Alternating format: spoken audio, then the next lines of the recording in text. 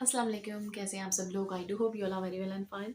Today I'm just going to teach you the spoken structure, or you can say the modal verb of need to. Whenever any work has to be done, at that time we need to use need to structure. Let me give you some example. He needs to be here. Like need to structure तब use होता है जब किसी काम को करने की बहुत अशद ज़रूरत हो.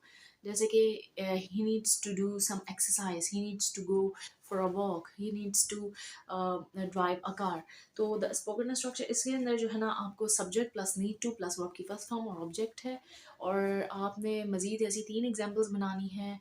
और मेरे चैनल को आप सब्सक्राइब करें. मज़ीद ऐसी वीडियोस, शॉर्ट वीडियोस आपको मिलती रहेंगी जिससे कि आप एग्जांपल्स के थ्रू इजीली समझेंगे. और इंशाल्लाह ताला मैं जो है ना आपको बहुत आसान अंदाज में बहुत अच्छी अच्छी और स्पोकन स्ट्रक्चर्स आ रहे हैं आप लोगों के लिए. तो आप लोग मेरे चैनल को सब्सक्राइब करें, मेरे पेज को फॉलो करना ना भूलें. और जो है जो भी मैं आपको पढ़ा रही हूँ उसके नोट्स बना लें और वो एग्जांपल्स के साथ एक्सरसाइजेस करें. तो इंशाल्लाह आपको बहुत फ़ायदा होगा. मिलती हूँ नेक्स्ट वीडियो में नेक्स्ट स्ट्रक्चर के साथ. तब तक के लिए अल्लाह हाफिज़.